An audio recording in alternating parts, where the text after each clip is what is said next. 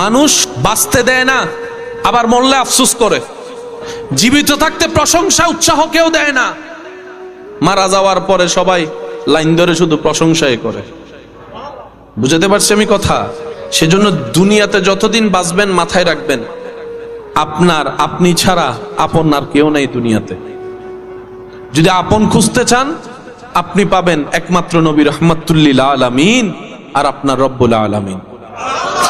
দুনিয়া আখেরাতে কাছের আপন প্রিয় বললেই এছাড়া আর কেউ নাই দুনিয়াতে। সব স্বার্থের খেলা, সময়ের চাহিদা, প্রয়োজন মাত্র। প্রিয়জন আর প্রয়োজনের মধ্যে আসমান জমিন পার্থক্য। প্রয়োজন, প্রিয়জন, আর প্রিয়জনের সংখ্যা তো অনেক কম। সে প্রিয়জন ওই যখন আজরাইল সামনে চলে আসবে, প্রিয়জন আর প্রিয়জন থাকবে না। হাসরের যখন সওয়াবের কথা চলে আসবে, প্রিয়জন আর প্রিয়জন থাকবে না। কারণ মানুষ সবাই দিন শেষে নিজেরটাই ভালো বোঝার চেষ্টা করে, অন্যের মুখে হাসি কেড়ে নিয়ে হলো নিজে হাসার চেষ্টা করে। যতদিন বাঁচবেন তাওয়াক্কুলটা রবের উপর রাখবেন, দিলটা উজাড় করে আপনার আবার নবীকে মহাব্বত করবেন। বেশি বেশি ইস্তেগফার করব, বেশি বেশি দরুদ পড়ব, সাধ্য মোতাবেক সৃষ্টির উপকার করব, নিজে সয়ে যাব, অন্যকে সুখে রাখার চেষ্টা করব। দেখবেন আল্লাহ তাআলা আপনার জীবনকে এমন ভাবে সাজাই দিবে যেটা আপনি কল্পনা করেও পৌঁছাইতে পারবেন না। বলেন সুবহানাল্লাহ। একজন আল্লাহওয়ালার কাছে একজন মানুষ প্রশ্ন করলেন, হুজুর, আমি অন্তর শান্তি পেতে চাই, এখানে আমার খুব অশান্তি, একটু শান্তি পেতে চাই, আমি আমার রিজিকে বরকত পেতে চাই, কি করি?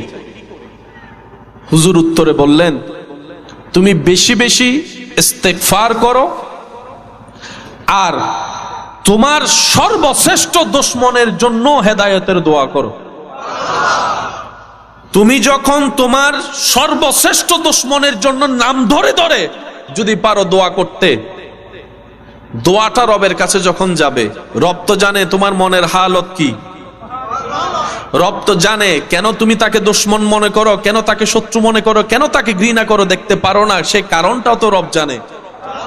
যখন রব দেখবে আমার বান্দা প্রতিশোধ না নিয়ে তার কল্যাণের দোয়া করছে, ক্ষমা করা রবের শান, ওই গুণ যখন আল্লাহ কোন বান্দার ভিতর দেখে যে বান্দাও ক্ষমা করে দিচ্ছে প্রতিশোধ না নিয়ে, আল্লাহ তখন ওই বান্দা যে ক্ষমা করতে চায় তার সারা জীবনের গুনাহ মাফ করে জাহান্নামী থেকে জান্নাতি বানাই দেয়। সেজন্য আল্লাহ ওয়ালাদের চরিত্রের মধ্যে একটা গুণ দেখবেন, ওনারা প্রতিশোধ নিতেন না, ছেড়ে দিতেন। যা, তুই আমার প্রশংসা করলো আমি আসমানে উঠবো না, তুই আমার বদনাম করলো তো আমি মাটির নিচে যাব না। আল্লাহ আমাকে আপনাকে যতটুকু দিয়েছে ততটুকুই তো। আল্লাহ ওয়ালারা বলে যে তুমি করলো প্রশংসা আমার কিচ্ছু যায় আসে না, তুমি বদনাম করলো আমার কিচ্ছু যায় আসে না। মনে রাখবেন, আপনি রাস্তা দিয়ে হেঁটে যাচ্ছেন, একজন উম্মাদ পাগল যদি আপনাকে গালাগালি করে, মন্দ কথা পচ কথা বলে, আপনি কি শুনে রাগ করবেন, মন খারাপ করবেন? বলেন না, করবেন? আর যদি একই কথা কিছুক্ষণ পরে আপনার কোনো আপন কাছের মানুষ বলে, আপনি মনও খারাপ করবেন, রাগও করবেন। কথা শব্দ একই, তা একটু আগে মন খারাপ করেন না, এখন করলেন কেন? কারণ আপনি পাগলেরটা নেন নাই, মাথায় বসেছেন এই তো পাগল। কথা বলেন না রে ভাই। শব্দের কারণে মন খারাপ হয় নাই, মন খারাপ হয়েছে আপনার নেওয়া না নেওয়ার উপরে। পাগলেরটা নেন নাই, ওই কাছের মানুষেরটা নিয়ে নিয়েছেন। তো কেউ কষ্ট দিবে, আপনিও নিচ্ছেন, দরকার কি? সেজন্য কারো দেওয়া কষ্ট আপন করে নিতে নেই, যেভাবে এসেছে বাতাসের সাথে উড়াই দিবেন। কারণ দুনিয়াতে তো আপনাকে বাঁচতে হবে, নিঃশ্বাস তো নিতে হবে। রিজিকের মালিককে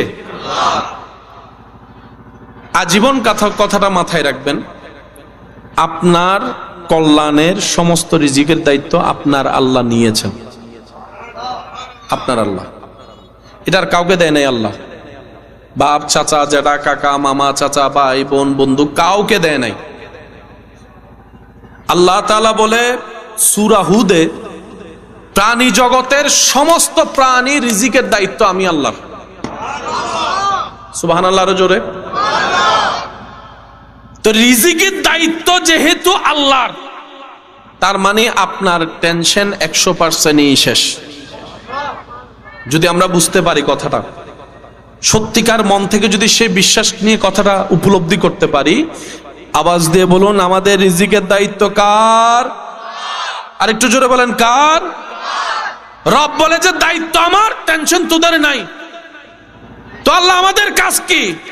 রব বলে যে সততার সাথে পরিশ্রম করো, বিনয়ী মন নিয়ে দোয়া করো। কয়টা কাজ? একটু জোরে বলেন, কয়টা? সততার সাথে সর্বোচ্চ পরিশ্রম চেষ্টা করো, বিনয়ীর সাথে প্রেম নিয়ে আমি রবের উপর বিশ্বাস করে দোয়াটা করো।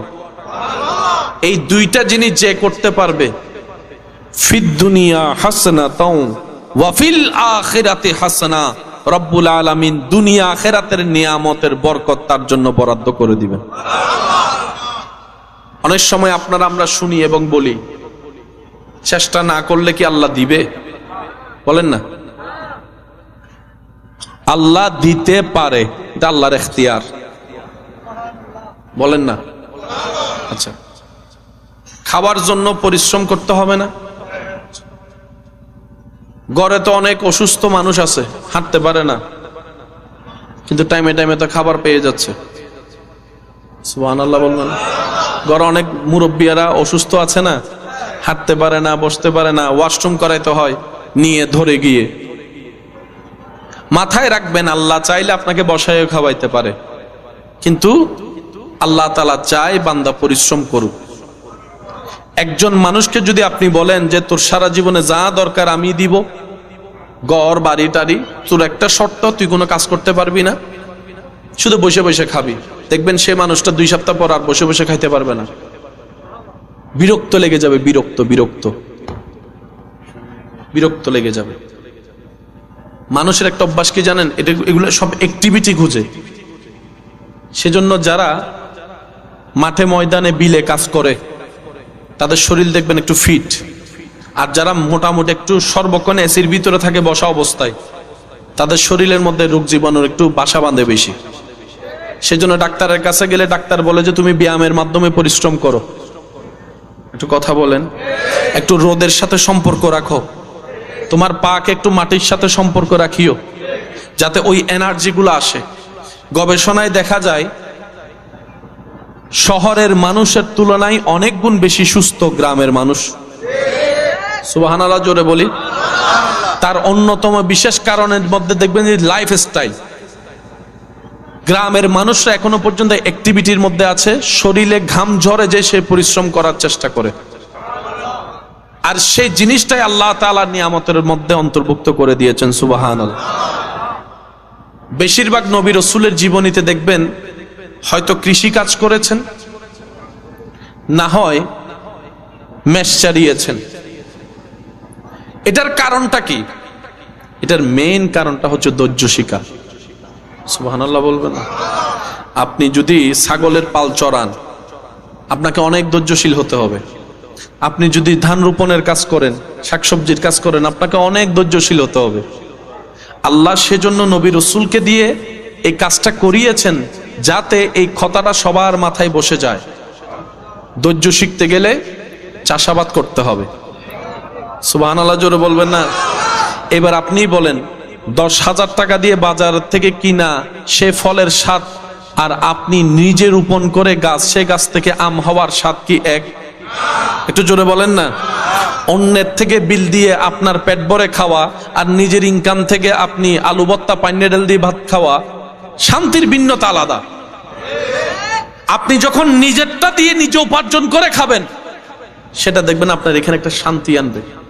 আর যখন আপনার ইনকামের টাকা দিয়ে অন্যরা খাবে, দিলটা আরো বড় হয়ে যাবে, প্রশান্তিতে ভরে যাবে। বলেন না সুবহানাল্লাহ? আমরা যেন ইন্নাদ দীনা ইনদাল্লাহিল ইসলাম, এই ইসলামকে জীবনে ধারণ করে চলতে পারি, আল্লাহ তাআলা আমাদের সবাইকে সে তৌফিক দান করুক, আমিন। একটা আয়াত উলামায়ে কেরামের দোয়া নিয়ে আপনাদের সমীপে পেশ করে আমি অল্প কিছুক্ষণের মধ্যে আপনাদের থেকে বিদায় নিব। আয়াতটা একটু খেয়াল করবেন। আল-ইয়াওমা আকমালতু লাকুম দীনাকুম ওয়া আতমামতু আলাইকুম নি'মাতি। চিৎকার দিয়ে বলেন সুবহানাল্লাহ। মাশাআল্লাহ, আরেকটু জোরে বলেন। নিয়ামত ছাড়া শান্তি পাওয়া যায়? আল্লাহ পাক বলছে তোদের ধর্মের মধ্যে আমি আল্লাহ সব ধরনের নিয়ামত দিয়ে দিয়েছি। ওয়া আতমামতু, পরিপূর্ণ করে দিলাম। সুবহানাল্লাহ বলেন। ওয়া আতমামতু আলাইকুম নি'মাতি, আমার সমস্ত নিয়ামত ইসলামে, আমার সমস্ত রহমত ইসলামে। পৃথিবীতে যত ধর্ম আছে প্রত্যেকটা ধর্মের প্রতি শ্রদ্ধা রেখে বলি, ইসলাম ধর্মের কোরআনের যেরকম হাফেজ আছে, অন্য কোন ধর্মের ধর্মীয় গ্রন্থের কোন হাফেজ? যুবকরা একটু আওয়াজ দিয়ে বলেন, হাফেজ আছে হয়তো, পাঠক, হাফেজ নাই। কিন্তু মুসলমানদের মধ্যে দেখবেন 6, 7, 8 বছরের বাচ্চাও কোরআনের হাফেজ হয়ে গিয়েছে। বড় আজব একটা বিষয়, যেখানে মানুষ 1 পৃষ্ঠা মুখস্থ রাখতে পারে না, সেখানে 30 পারা, কত পারা? 30 পারা কোরআন হেফজ করা, হেফজ রাখা, এটা চারটিখানি খেলার কথা না। সেজন্য তারা এই চ্যালেঞ্জটা কোরআনের সাথে করতে পারে না বলে মাঝে মধ্যে দেখবেন ভিডিওতে আপনারা দেখবেন কোরআনের পৃষ্ঠা ছিঁড়ে ফেলে, কোরআন লাগাই দেয়, এই করে সেই করে। এগুলা কোরআনকে, কোরআনের সাথে চ্যালেঞ্জে টিকতে না পারার কারণে এই দুশ্মনীগুলা করে। তারা মনে করে কোরআন ছিললে কোরআন শেষ। বাল হুয়া কোরআনুম মাজিদ ফি লাওহিম মাহফুজ। যেখানে আছে কোরআন, রব যেখানে রেখেছেন সেখানে আপনার আমার সবাই মিলেও যাওয়া সম্ভব নয়। যেটা এখানে আছে সেটা কপি কপি। সুবহানাল্লাহ। আপনি যখন ছিড়বেন একটা কোরআন, কম্পিউটারে তো আছে টাইপিং করা আগে থেকে, বুঝাতে পারছি আমি কথা? তো সুতরাং আমাদের ইসলামকে আল্লাহ তাআলা এমন ভাবে প্রোটেক্টেড করেছেন চতুর্দিক থেকে, এটাকে ধ্বংস করার ক্ষমতা পৃথিবীতে কোন, এর চাইতে বড় নিয়ামত আর কিচ্ছু হতে পারে না। এক পেয়েছি শ্রেষ্ঠ ধর্ম ইসলাম, অন্যদিকে পেয়েছি আল্লাহর হাবিব নবী রাহমাতুল লিল আলামিন। আমাদেরকে কোনোভাবে ফেল করানোর কোনো কিছুই আল্লাহ রাখে নাই। যেখানেই যাবেন আপনি কথা বলে জিতে যেতে পারবেন। ইসলামকে আল্লাহ তাআলা সেভাবে সাজিয়ে দিয়েছেন, বলেন না সুবহানাল্লাহ। ইসলাম ধর্মে নামাজ আছে? যদি আপনাদের কষ্ট না হয় একটা আওয়াজ দিবেন। ইসলাম ধর্মে নামাজ আছে? আল্লাহ তাআলা আমাদের জন্য কয় ওয়াক্ত নামাজ দিয়েছেন? মাশাআল্লাহ। কয় ওয়াক্ত? 5 ওয়াক্তের টাইম আলাদা। কি আলাদা? একটু জোরে বলি, কি আলাদা? টাইম আলাদা, কিন্তু ধরন এক। ধরন, ফজরের নামাজও শুরু করতে হয় আল্লাহু আকবার দিয়ে, এশারের নামাজও শুরু হয় আল্লাহু আকবার দিয়ে। সুবহানাল্লাহ বলি। ফজরের নামাজও শেষ করতে হয় সালাম দিয়ে, এশারের নামাজও শেষ করতে হয়। ধরন কি? বলেন ধরন কি? নিয়ম, নিয়ম। ফজরের রুকুতো যে সুবহান রাব্বিয়াল আযীম, রাতের তাহাজ্জুদের মধ্যে সুবহান রাব্বিয়াল আযীম রুকুতে। টাইম আলাদা। কি আলাদা? নামাজকে আল্লাহ তাআলা সূর্যের সাথে রেখেছেন। রমজানের রোজা চাঁদের সাথে। সুবহানাল্লাহ জোরে বলি। হজ চাঁদের সাথে। আমি কি বুঝাতে পারছি কথাগুলা? এখন বিজ্ঞান গবেষণা করে দেখে পুরা পৃথিবীর সিস্টেম সেকেন্ডের ভিতর উলট পালট হয়ে যাবে যদি সূর্য না থাকে, চন্দ্র না থাকে। সুবহানাল্লাহ জোরে বলবেন না?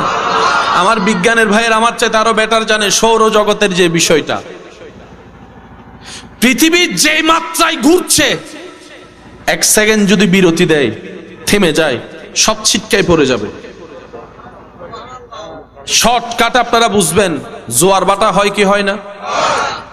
পূর্ণিমা হলে পানি, আমি বলবো না, আপনারা বলেন। পূর্ণিমা হলে পানি, পূর্ণিমার সাথে কিসের সম্পর্ক বলেন না? কিসের?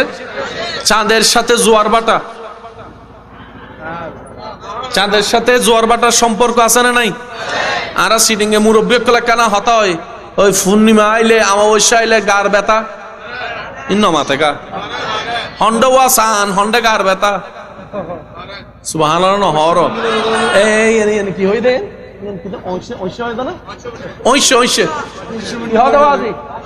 আরে জোর হ না, কিল্ল সম্পর্ক সূর্য না চাঁদর লোক সান হন্ডে আর দাদির ঠ্যাং হন্ডে কিরে ওয়া যুবক হ না, আর দাদি হদ্দটা ঠ্যাঙ্গর ব্যথা।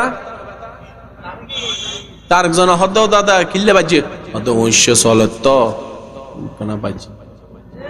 সুবহানাল্লাহ জোরে বলেন।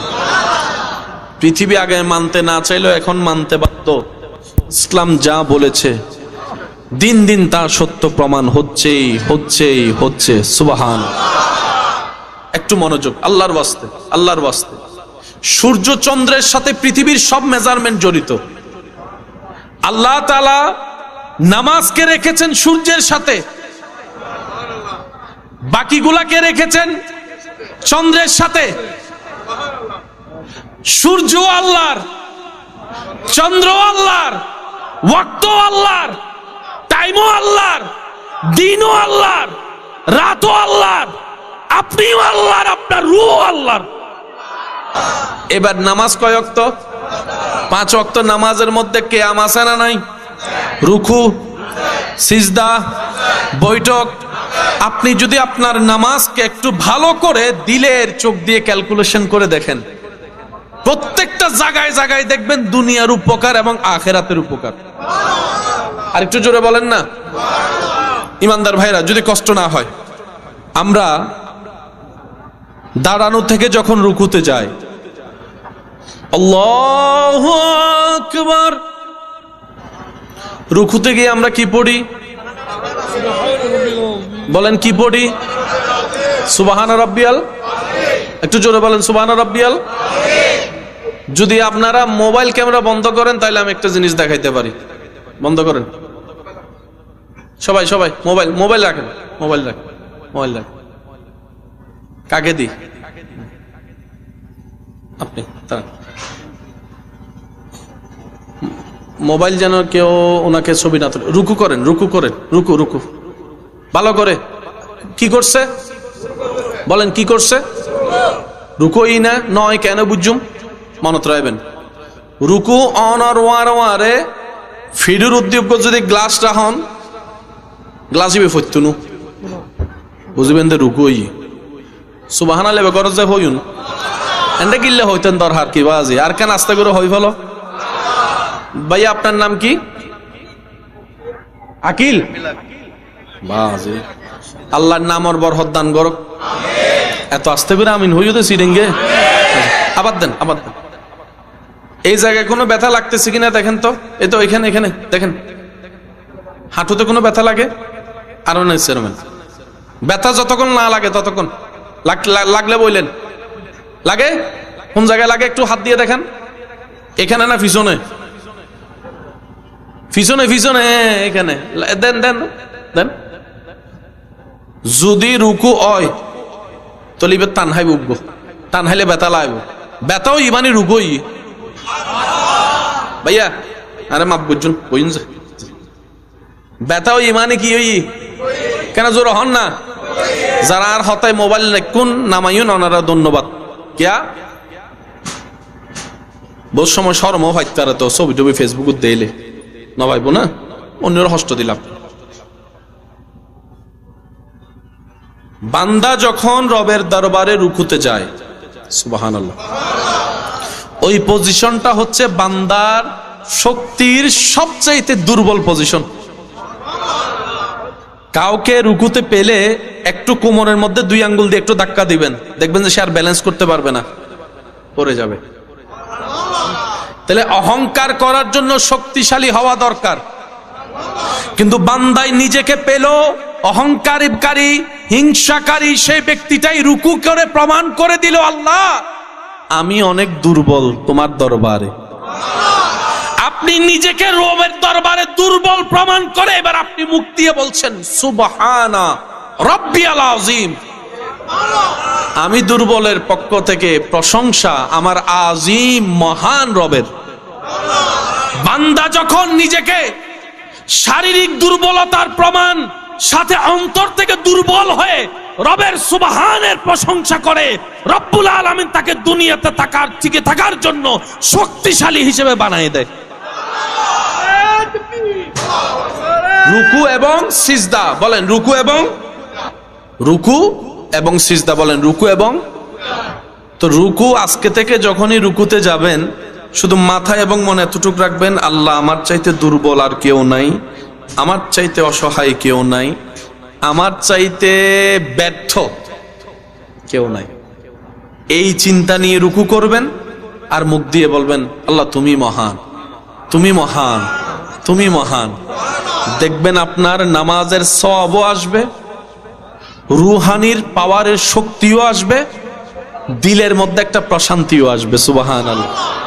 আর একটু জোরে বলেন না সুবহানাল্লাহ। এই রুকু আল্লাহ তাআলা আপনাকে আমাকে দিয়েছেন, যেটা পারফেক্টলি করতে জানলে শরীরের উপকারও হবে, কবরের বাতিও জ্বলবে। আর একটু জোরে বলেন না সুবহানাল্লাহ। আচ্ছা, রুকু যখন আমরা করি তখন কি কোমর সোজা রাখি নাকি ভেঙে দিই? আপনার আমাদের সমাজে দেখবেন কেউ কাউকে বলার জন্য থ্রেট দেয় যে তোর কোমর ভেঙে দিব। কোমর ভেঙে দেওয়া মানে শক্তি নাই। মানুষ কেউ কারো যদি বলে যে কোমর ভেঙে দিব, সে উল্টা বলে যে ভাঙতো আইসো না, তোর গান আগে ভাঙগুম।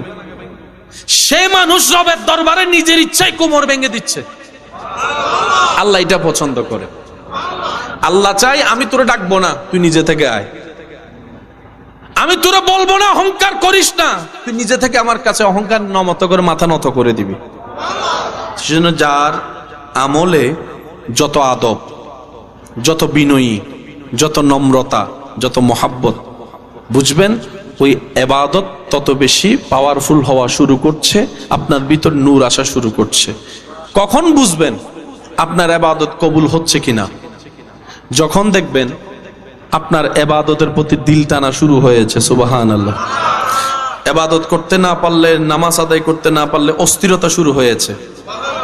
আপনার দিল রাতের ঘুম নষ্ট করে তাহাজ্জুদ পড়ার জন্য লোভ অনুভব করছে।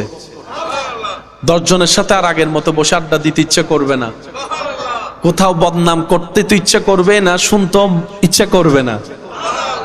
যখন আপনি দেখবেন আপনার কলহল থেকে নিজেকে কেমন যেন একটু একা একা করে ফেলতে ইচ্ছে করতেছে, বুঝবেন আল্লাহর রহমত আপনাকে ডাকা শুরু করছে।